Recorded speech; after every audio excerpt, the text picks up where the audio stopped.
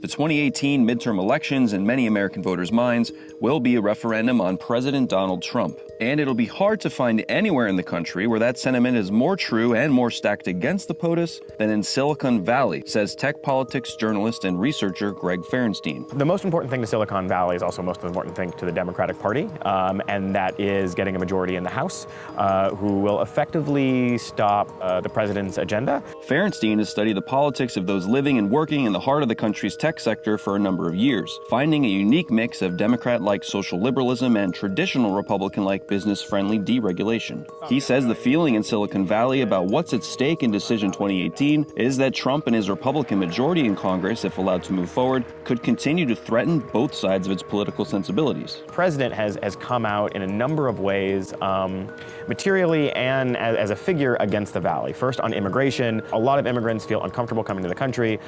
International enrollments in universities are down, which hurts the talent pipeline. He has vaguely threatened antitrust action. The Republican majority, as far as tax cuts, has been really good for the company bottom lines, but that's done. Ferenstein also says there's concern that amid hysteria surrounding high-profile data leaks from Facebook and Google, a half-baked consumer privacy regulation could too easily get pushed through the Congress and onto President Trump's desk for signing in the next 2 years if the Republicans are to hold on to their current majority. Privacy regulation, like overburdensome privacy regulation, and a number of other things that are bubbling up as kind of a populist agenda. People haven't fleshed out exactly how to do it.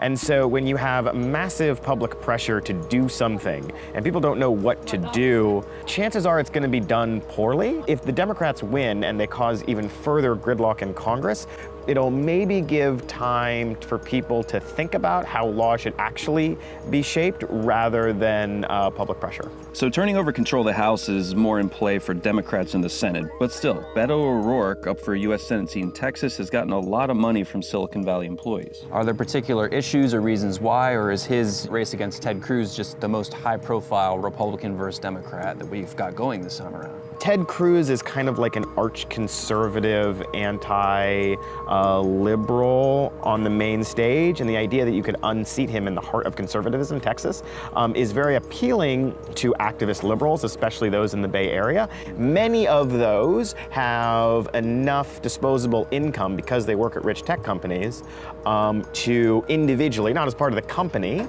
fund the opposition campaign.